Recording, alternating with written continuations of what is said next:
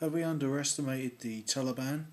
They are 150,000 strong, paid better than the British Army, and supplied with an almost inexhaustible amount of Soviet made weapons and funding from the Saudi and bin Laden crime families. They also have the backing of non conventional military operations by the Haqqani network in northeastern Pakistan and southeastern Afghanistan. So let's find out why the SEALs lost their lives in a helicopter strike by Taliban RPG from Stratfor Intelligence and Euronews. Euronews is first. NATO says it's killed the Taliban fighters who downed a Chinook helicopter at the weekend with an RPG launcher in the single biggest loss of life suffered by the alliance in 10 years of war. 38 American and Afghan troops died in the crash, some of them crack special forces members of the same unit that killed Osama bin Laden. This action was a continuation of the original mission to dismantle the Taliban network in the Syedabad district of the Wardak province. This does not ease our loss, but we must and we will continue to relentlessly pursue the enemy. The Taliban casualties reportedly included unit commander Mullah Mahibullah and the insurgent who fired the fatal shot at the helicopter, plus an unspecified number of others. The group was targeted in an airstrike from an F-16 fighter bomber.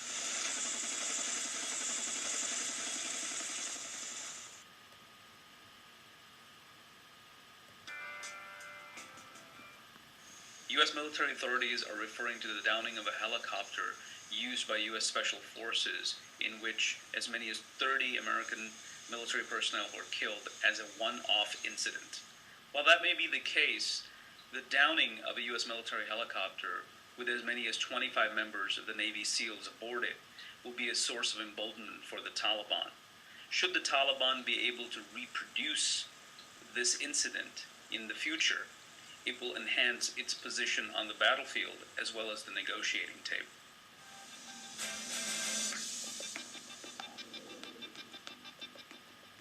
A Pentagon spokesperson described the incident in which 30 U.S. military officials were killed aboard a CH-47 helicopter that was brought down by a Taliban RPG as a one-off incident, and cautioned against reading too much into it, and said that this did not constitute, quote, a watershed or a new trend.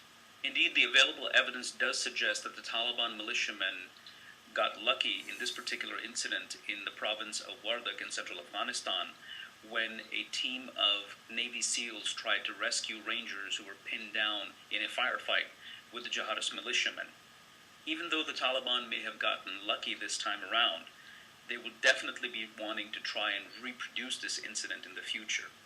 Just as U.S. military officials are investigating the incident in terms of trying to understand how this happened and how it can be prevented in the future, the Taliban can be expected to do their own probe in which they would want to be able to glean from quote-unquote lessons learned. The point to note here is that while the tactical military skills and circumstances may be reproducible, but in the long run, the frequency of such events essentially depends upon the Taliban having advanced intelligence on helicopter missions. And that's where they will run into some problems, because ultimately it depends upon how good the Taliban penetration is of the Afghan security forces and how much U.S. military authorities are sharing with their Afghan counterparts. Should the Taliban be able to bring down additional helicopters in the near future, then that allows them to extract concessions from the United States on the negotiating table in terms of the circumstances of withdrawal and the share of power that the Taliban will be demanding in a post-NATO Afghanistan.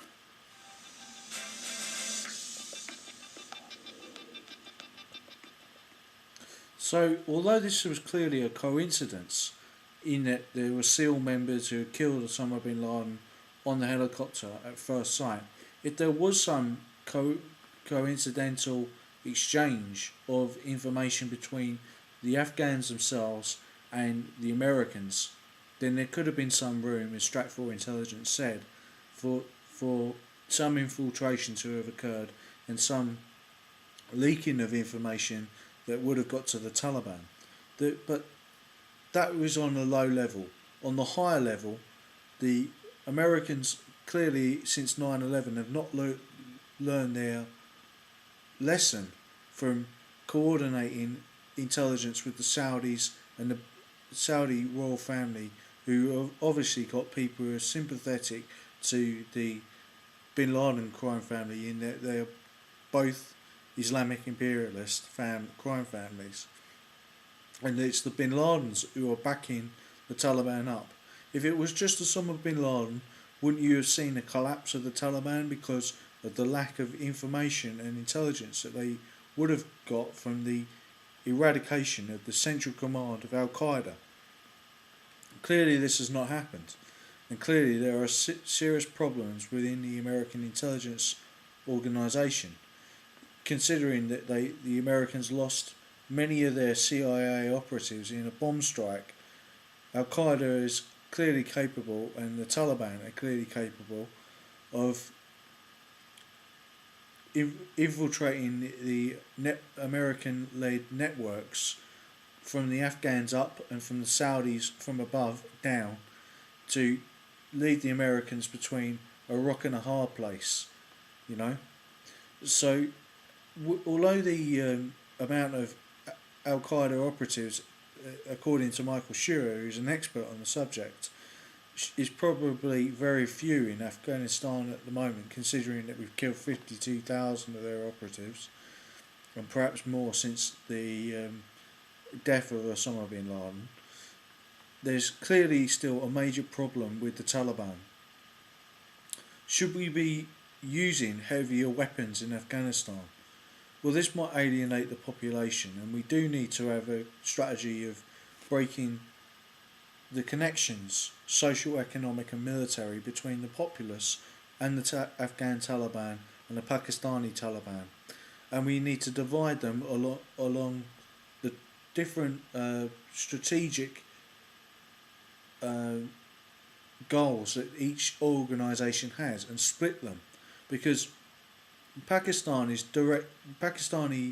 intelligence is in a civil war with itself because it's supporting the Afghan Taliban, but the Pakistani Taliban has clearly got rogue members of the ISI within it who are attacking the Pakistani military establishment.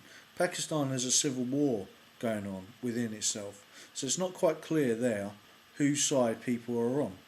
But it's clear that the Pakistanis are no friends to the United States in either way, from the Pakistani military establishment or the Pakistani Taliban. So they both need to be got rid of in some way. Should we use heavy weapons? Well, we must have the will to use heavy weapons.